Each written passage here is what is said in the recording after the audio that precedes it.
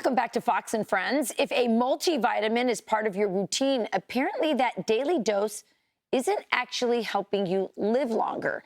A new study dove into the, quote, limited value of those supplements and didn't find any reduced risk of death from heart disease or cancer.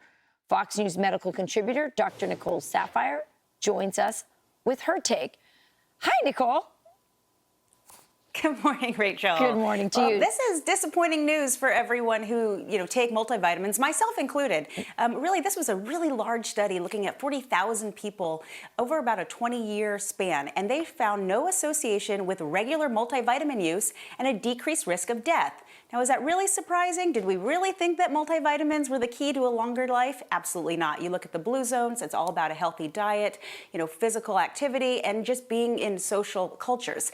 But one thing that they didn't look at, this was in a group of healthy individuals, and they didn't really go down to the specific benefits of these multivitamins. So sure, study after study has shown that a multivitamin does not reduce your risk of cardiovascular disease or even cancer, but it does help improve with vision, with memory, with immunity, right, with stress levels, and others. So it doesn't mean don't take your vitamins. It means just continue to make sure you're eating as healthy as possible. We know you get better nutrition, better vitamins from your, from your actual diet and not from a medication.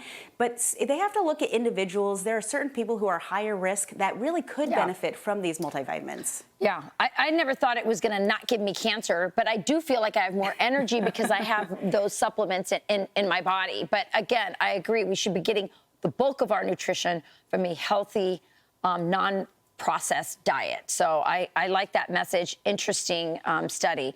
Now let's talk about this because everyone's talking about mental decline. And maybe you have some advice for what Joe Biden could have been doing maybe to help with his mental decline, or is it just too far gone, Nicole? Well, cognitive decline absolutely is a hot topic right now. And you and I, Rachel, we talk about natural remedies and herbs and stuff more than anything. And you know that I love natural herbs when it comes to certain things. When we come to, improving memory and decreasing the risk of cognitive decline, my three favorite, Bacopa monnieri, ginkgo biloba, and ginseng, all of which in human studies have shown to improve memory, improve, visual recognition, maybe decrease the risk of cognitive decline, and actually some of them show a longer lifespan. So maybe the multivitamin isn't prolonging your life, but if you take this perfect trifecta, it just might. Now, as we know, when it comes to dementia, oftentimes it only gets worse, it doesn't get better. So you make sure you want to be eating healthy and living a healthy life before it happens to try and, decrease your risk of it actually happening. And so these supplements that you recommended are in pill form, or are they tinctures, or how are people taking them? So these are all natural plants. The way that I like to take them, if you follow me on social media, I'll put links in my social media, but I like them in liquid nutraceutical forms because that gets absorbed the best. But you can find, they're everywhere. And let's be honest, a lot of these herbal supplements don't really have positive benefits. They're really just more of a marketing scheme, but there are some things that are backed by science. And of course, that's the only stuff I talk about. All right, and that's also in your social media feed. People can get links to those so they know which ones are the ones that are Nicole Saphier approved, correct? That's right. All right, thanks, Nicole. So great having you on.